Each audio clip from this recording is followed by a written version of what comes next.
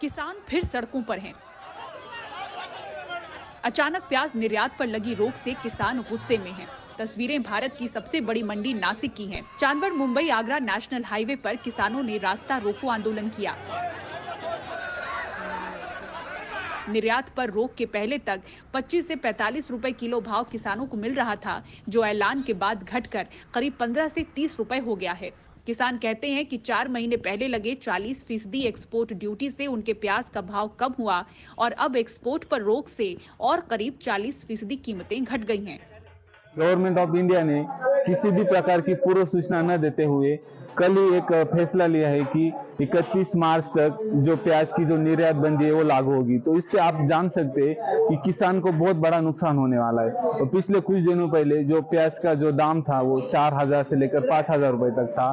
तो इस एक निर्णय की वजह से उसमें गिरावट आकर 2000 से 3000 रुपए तक हो गया है। तो इससे किसान का जो मुनाफा है वो तो छोड़ दीजिए, जो किसान ने लागत की है वो भी निकलना मुश्किल हो गया है। केंद्र सरकार ने प्याज के निर्यात पर 31 मार्च 2024 तक प्रतिबंध लगा दिया है। घरेलू उपलब्धता बढ़ाने और कीमतों को नियंत्रण में रखने के मकसद से ये फैसला लिया गया है। फैसला आते ही नासिक की बड़ी मंडियों में प्याज की नीलामी रुकी, हालांकि कुछ मंडियों में जारी रही। हमेशा उनका जो निर्णय है एट ए टाइम हो जाता है, तो उसकी वजह से उन्होंने व्यापारी को उसकी कुछ कल्पना देनी चाहिए और उसके साथ बातचीत होने के बाद अगर वो कर लेते हैं तो व्यापारी भी और किसान दोनों का भारी नुकसान हो नहीं सकता है। व्यापारी कहते हैं कि सरकार को फैसला सुनाने से कुछ हफ्ते पहले जानकारी देनी चाहिए थी।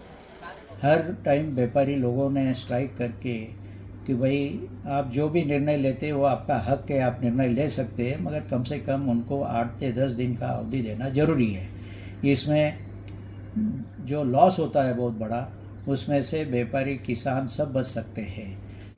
प्याज निर्यात पर रोक से ग्राहकों को जहां राहत की उम्मीद है, तो वहीं व्यापारियों को हो रहे नुकसान का असर किसानों पर दिखता है।